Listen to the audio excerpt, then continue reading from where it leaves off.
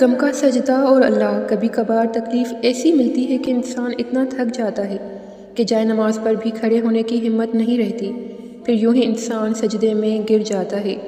نہ کوئی گلہ کرتا ہے، نہ کوئی شکایت، نہ لڑتا ہے، نہ زبان سے کچھ کہہ پاتا ہے، بس دل ایک ہی بات کہہ رہا ہوتا ہے کہ یا اللہ اب میں بہت تھک گئی ہوں، بہت زیادہ، اب میں ہمت ہار گئی ہوں۔ اور پھر طویل سجدہ ہوتا ہے، آنسوؤں کا سلسلہ رواں ہوتا ہے اور تھکاوٹ سے بھرا ہوا جسم ہوتا ہے۔ جو تھک کر گر جاتا ہے سجدے میں، اسے پھر اللہ آغوش میں لے کر چپ کروا لیتا ہے۔ زندگی میں کبھی کبھار ہم دنیاوی آسائشوں کے پیچھے اتنا بھاگتے ہیں کہ ہم اللہ کو بھول جاتے ہیں۔ ہم بھول جاتے ہیں کہ ہمارا اصل سکون تو اللہ کی رسی پکڑنے میں ہے۔ اللہ تعالیٰ نے فرمایا ہے کہ اور نماز اور قرآن سے مدد حاصل کرو، صبر کرو اور دین کی رسی کو مضبوطی سے پکڑے رہو، لیکن ہم وہ کچھ بھی نہیں کرتے جو اللہ نے ہمیں کہا ہے۔ ہم قرآن کی کسی بھی بات پر عمل نہیں کرتے اور پھر شکایت کرتے ہیں کہ ہماری زندگی میں سکون نہیں۔ اس دنیا کے پیچھے اتنا بھاگتے ہیں کہ یہ ہمیں تھکا دیتی ہے، ہماری ہمت ختم ہو جاتی ہے، ہم ہمت ہار جاتے ہیں۔ بالآخر تھک کر ہار کر پھر واپس ہم اپنے رب کے آگے ہی جھکتے ہیں۔ تب وہ کریم ذات اپنے بندے کو اس طرح اپنی رحمت کی آغوش میں چھپا لیتی ہے کہ انسان کے وجود سے ساری تھکاوٹ ختم ہو جاتی ہے، ایک ایسا سکون اس کے اندر سما جاتا ہے جس کا کوئی نعم و بدل نہیں۔ انسان جب اللہ سے دور ہوتا ہے، دنیاوی خواہشات کے پیچھے بھاگ کر اپنے اللہ کو بھول جاتا ہے، اپنے فرائض کو بھول جاتا ہے جو اللہ نے اس پر عائد کیے ہوئے ہوتے ہیں، تب انسان بہت تھک جاتا ہے۔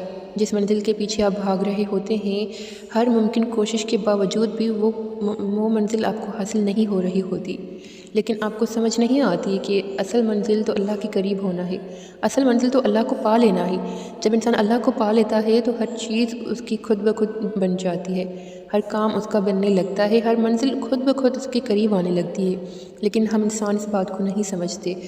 ہم کامیابی سمجھتے ہیں تو دنیا کو حاصل کرنا، ہم کامیابی سمجھتے ہیں تو ایک دوسرے سے مقابلہ کرنا اور ایک دوسرے سے بہتر بننا، لیکن ہم نے کبھی یہ کوشش کی ہی نہیں کہ ہمارا رب ہم سے کیا چاہتا ہے، ہمارا رب ہمیں کیا بنانا چاہتا ہے۔ ہم نے کبھی کوشش کی ہی نہیں کہ ہم سب سے زیادہ اللہ کے قریب ہوں۔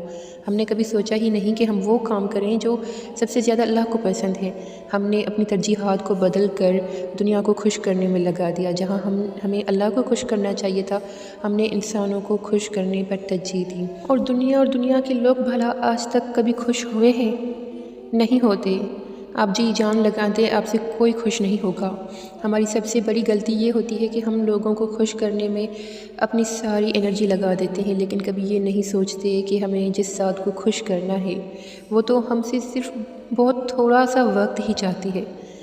اللہ کو حالانکہ ہماری ضرورت نہیں ہے، اللہ کی عبادت کے لیے فرشتے ہیں، لیکن اللہ نے ہمیں ایک آزمائش کے لیے پیدا کیا ہے جس کو ہم بھول جاتے ہیں۔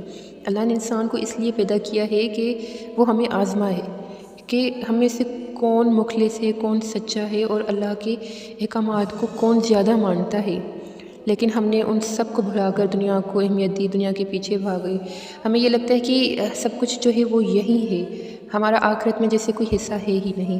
پھر جب ہم اس طرح دنیا کے پیچھے بھاگتے ہیں نا، تو دنیا ہمیں تھکا دیتی ہے، دنیا ہمیں توڑ دیتی ہے، اور پھر جب ہمیں سنبھالنے والا کوئی نہیں رہتا، پھر جب انسان کو سنبھالنے والا، سننے والا اور اس کی تکلیف دور کرنے والا نہیں ہوتا، تو وہ اللہ کی طرف آتا ہے اور غم کا اتنا لمبا سجدہ کرتا ہے کہ اللہ تعالیٰ اس کی ساری تھکاوٹیں دور کر دیتا ہے، کیونکہ اللہ تو اپنے بندوں سے 70 ماؤں سے بھی زیادہ محبت کرتا ہے۔